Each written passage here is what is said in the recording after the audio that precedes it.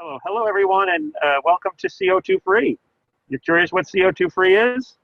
This is CO2 Free. See, CO2 Free. This is my ride. Now, I've had many CO2 Free, CO2 Free 2, CO2 Free 1, CO2 Free 3. Those were all leaps, but this one is a nice, fast Tesla Model 3. It's a 3PD, which is a Model 3 performance dual drive, or P3. Yeah, well, you get the idea. Anyway, so this is my central console, and this is what my car looks like from the inside.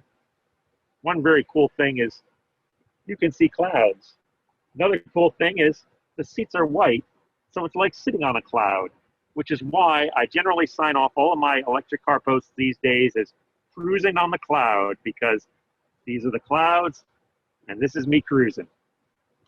Now, what I'd like to do for y'all is see if we can look through the instrument cluster here. And we did try this a little bit, and it may not work, but what I'd like to do is a little drive to just show you how the screen over here, and Charles, please leave your microphone on and be the one to direct me if I need to adjust the camera in any way. But this is the display. Right now it says I'm on hold, which means essentially not parked, but driving. But stopped. And here's me putting in the gear. As you can see, it's in drive now. And you should see a stop sign. Yeah, I'm having a hard time seeing your screen there. There Right you go. here, That's better. Because we're just getting a lot of glare from the lovely clouds that's coming through the through the roof. There you go. That's much better. Yeah. So I'm going to pause it every so often to hold it up, but I wanted to show you. There's the stop sign on the video, and if you can see it, there's a stop sign right over there. So the car is smart enough to know where stop signs are. A little earlier, we were seeing trash cans on the screen, and again, I'm going to put it down here and hope the glare doesn't get you, but I'll sort of hold that way. All right, so let's see. Bring you out here, and hopefully you can see the speed right now, because I want to show you something. Yeah, I can't see your. I can't see your. Again, I'm getting a lot of glare, so I can't see anything on your. Well, let me try it this way. All right, so there. Yeah, lots of lovely clouds, but yeah. There we go. So now you should be able to see it. I'll do it. I'll try and do this as one-handed driving. Wish me luck. Don't crash your car. Yes, another stop sign right here. There's a guy running. See the guy running? Yeah, so it saw that on the screen. And so, in theory, it should show cars. Shows my speed up there at the top. The reason I wanted to show you my speed is I want to do a little demonstration for you. But first, I wanted to apologize that I've been trying for years and years, well, not years and years, I exaggerate, months and months, to get the dash cam on the Tesla to work. For a while it worked, but then basically because it was a USB stick, USB sticks are not very good on Teslas. You really have to have something with a multi-write. So I bought a new drive, put it in just this morning, and apparently it's not formatted correctly. So unfortunately, I will not have any videos of the drive today. You'll just have to sort of imagine it. Maybe sometime in the near future, I will have videos. I'll put them on my YouTube channel. But for now, this is me driving. And what I wanted to demonstrate for you is one other really cool aspect about the Tesla P3D, as I call it. It is a performance car. And so, as we light up there, you'll see it'll recognize the stop lights. So we should see on the screen in a moment. Or should see the screen in a moment. Come on, car, show the green light. There you go. See little traffic cameras coming up. So basically, as you can see, the car knows a lot about the obstacles around here. So there's the traffic camera. And then coming down here, you can see the traffic camera again. So that's one really neat neat aspect of the Tesla Model 3. Now I'm going to go up here to this hill, and I'm going to make a U-turn because there was one other thing I want to demonstrate for you. And I want you to watch the speedometer there. All right. That. I think you win the award for one-hand driving.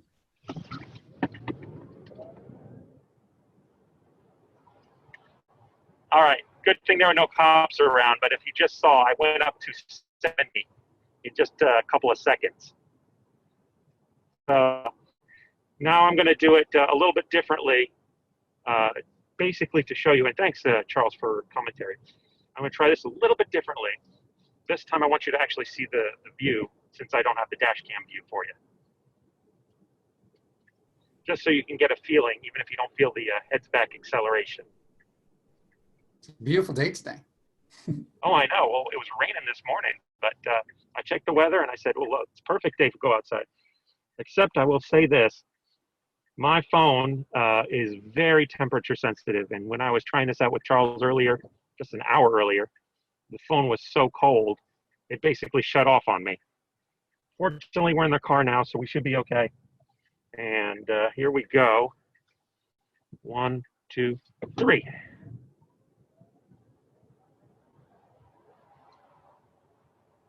So as you can see, it does have a very nice kick.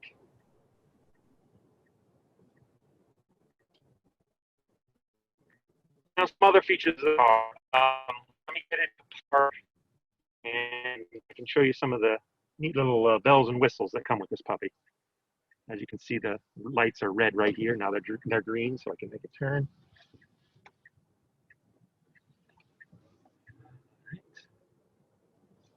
I wanted to do all that first because I was hoping the temperature would warm up a bit by the time we get this thing into park. And just to say, you know, I don't know if you saw the little picture that Charles posted on the official invite. That's Delegate Joshua Cole. He's a very nice man from Fredericksburg, Virginia. That's what he represents. He's a delegate. And I gave him the heads back demo, and believe me, it is something to be felt. So I'm just going to go over here and get us back into a parked position so I can demonstrate some of the nice features with the car.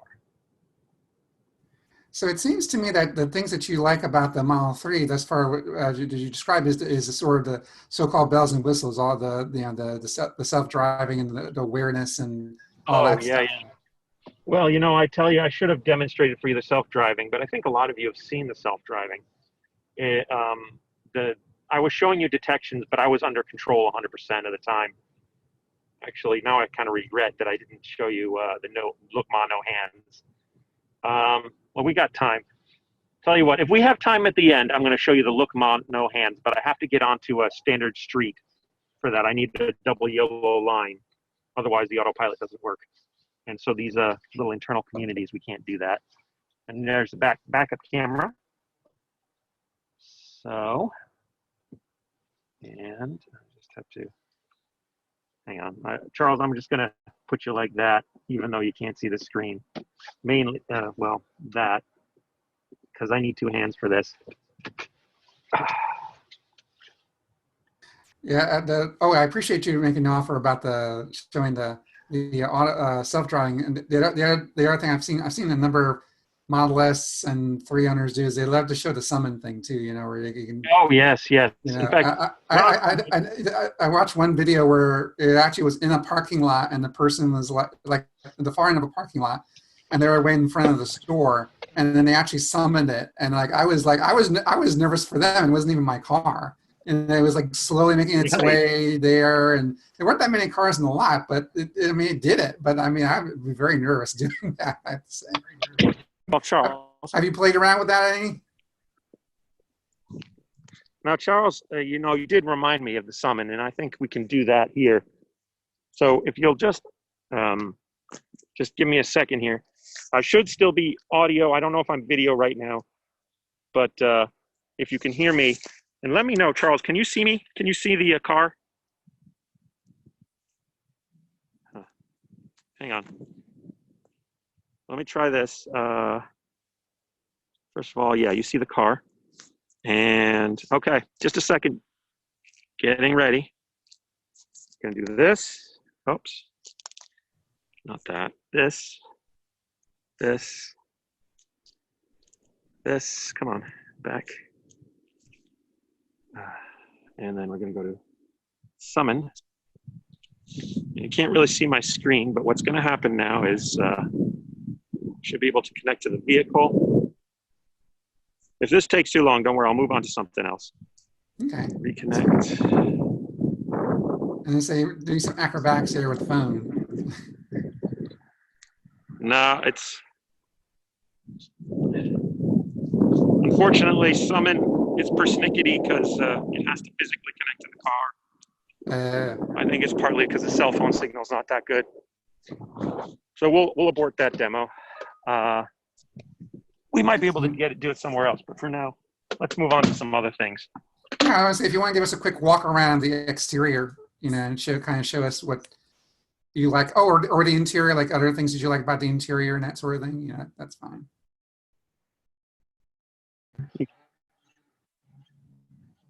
Well, yeah. But I want to show some of the if you'll excuse me and pardon me for just a moment. You've got the calendar sync, so it knows that like we're doing this thing right now. And we got energy usage. Well, if I've done a trip, it's showing right now how much energy I'm using. There's the mileage that the total mileage I've got. I know it's a little dark here. Total mileage I've got. That's the mileage I'm using. And Charles, again, if I'm having any trouble with, if you're all having trouble with seeing, let me know. Charging, that's the state of charge. I can set a limit and schedule it. Uh-oh. Okay, he's just turning around. Get the UPS truck over here.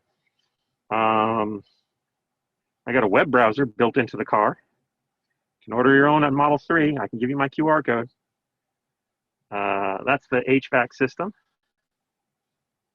There's a dog mode. So like a good friend of mine, Dave Bennett, he has these two beautiful golden retrievers, golden retriever poodle mixes.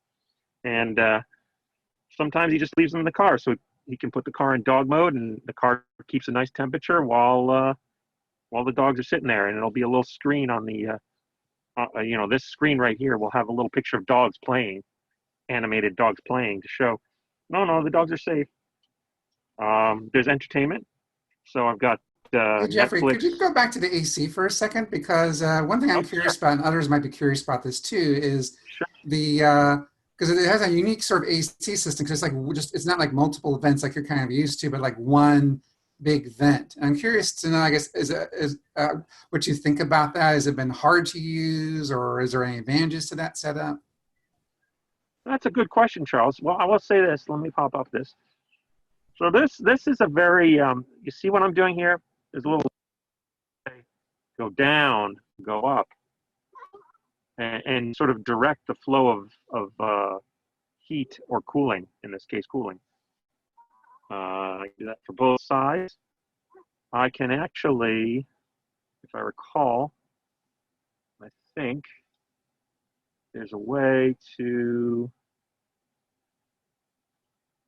well, but anyway, so there's that. Then I can also direct it this way, spread. It's tilted over I think this Steve way. had a comment, but I think he was muted. Oh, okay. Go ahead, read it, because this is a sort of a low point. Go ahead. It's Charles. What is Steve's comment? Oh no, that's okay. I think he was just chuckling at you, I think, or something. I'm chatting in the house. Ah. Oh.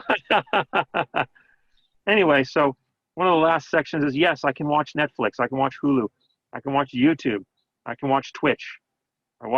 Sometimes I'm parked and I'm like, oh man, my phone just died. I got to wait for the phone to reboot so I can listen to my audiobook. So I pop up on the Twitch and watch some MST3K. Easy peasy. Then there's a bunch of video games encoded. I will say this. I've tried that this one right here, this Beach Buggy. I suck at that one. I've never tried Cuphead. I've never tried Backgammon, but Asteroids 2014. I mean, they're all Centipedes. Centipedes fun. So there's all these games if you're just sort of sitting at a supercharger, you want to play something. And finally, you got all these Easter eggs hidden in the thing. There's actually one other Easter egg. I can do this. I've never done this before, so it's going to be the first time. Little Monty Python reference. Yes, there's a little Easter egg in there. You name your Carpatzi, you get Monty Python foot. And also, in theory, you get a new Monty Python video set. Just an FYI there. I learned that just the other day, and I thought I'd bring it up as a little surprise. Unfortunately, now I got to go back. Hashtag, come on, you. 2, 8. So that's the inside of the car. I'm going to walk outside now. And what the car looks like. Yeah, I'm curious to know, I guess, This is CO2-free. I'm curious to know what The reason I call it exterior CO2 features free you like. is because CO2 free. All my electric cars have had that license plate. They got the clean fuel sticker so they can get HOV access here in Virginia. Doesn't help me in Maryland. In Maryland, I still got to use Route 50 in the normal lanes, or 270, I still got to use the normal lanes. But here in Virginia, I can pay money on the toll road and get HOV access. So that's the outside. Let me show you a bit of the trunk space here. Come on, you. This thing. All right. Well, I can show you that, but I got to press some buttons. All of the, I'm going to go show you this. All of the controls of the car are handled through this button over here. And then I get this screen. And this screen allows me to open the glove box and control whether the mirrors fold. Like, for instance, there, maybe you can see the mirrors folding. Like if I need to park in a tight spot. Some various other settings, software updates. I can basically set up when my car needs to update. I can also open up the trunk from over here. Open up the trunk, which is what I wanted to do. Show you the trunk space here. Oh, and this is the charge port. There we go. So this is the trunk. You can see it's pretty capacious. I'll admit, not as big as a Y, but then the Y gets the extra seats. And then, in addition to all this space here, one of our famous last year's EVA DC items. Over here, I got tons and tons of charge equipment. I got 100 foot of 10 gauge or 12 gauge, I can't remember. And then this one is 14 gauge over here. This is good enough for 240. So if I'm in a pinch and there's a dryer outlet, I can run another 100 feet and park from there. And then I have the Tesla charging equipment. And the Tesla charging equipment, I've got all the dongles. So you can see this little box here. And I got that kind of plug and that kind of plug. And I use this one a lot. This is a 20 amp wall plug. So it's a little bit faster than the regular plugs. And so I got all these adapters here. And one other thing I always keep is a tripod, which if I had had more time, I would have set up the tripod and then I could talk to you like a normal person instead of reciting to you through the phone like this. But anyway, how much time we got there, Charles? We've got as much time as you need, but one question I have is how much have you been able to, what's the most you've ever managed to shove into your trunk? Say that again. Sorry. I was curious now how much you've been able to shove into the trunk of the car. Like how when you say Oh, capacity, like how many bags of groceries, luggage, that sort of thing. well, that's an interesting question. I have never thrown it to the limit, but a Costco run will certainly fit in here. There is this little dinky space here where I keep a couple of the showy flags. But honestly, I've traveled and I put suitcases in there, my friends and not mine, and they fit pretty nicely. So it is a pretty nice space. It's what having owned ICE cars, I'd say it's comparable, certainly for a sized car like this. But of course, you also get the frunk. Right now I have a bunch of Ethernet cable in there. So you got all this extra. And most of the time, like when I'm driving to work, I just throw my backpack in here and just pull it out when I get to work. That way, if I need to sit down, I throw stuff over here. It is just a normal seat. Normally with a car, you'd throw things over there. Now, tidy and out of the way. So quite nice. And if I can, I put groceries in the front as well. That seems very convenient for sure. And one other thing I will mention. This right here. This is I don't know if you can see it, but it's a Raspberry Pi. So this is a little computer in a bag. And my long-term goal will drive here to record all the dash cams, especially since it's failing. We'll hook up this Raspberry Pi to the car, and in theory, it'll not only record my dash cams, not only save them on the drive here, but I should be able to get it to sync to Google automatically, so I never have to take the drive out of my car and move it over to the computer. It'll just, when I get home, sync the contents of the drive cam onto my Google Drive, and then I can upload them to YouTube as I like.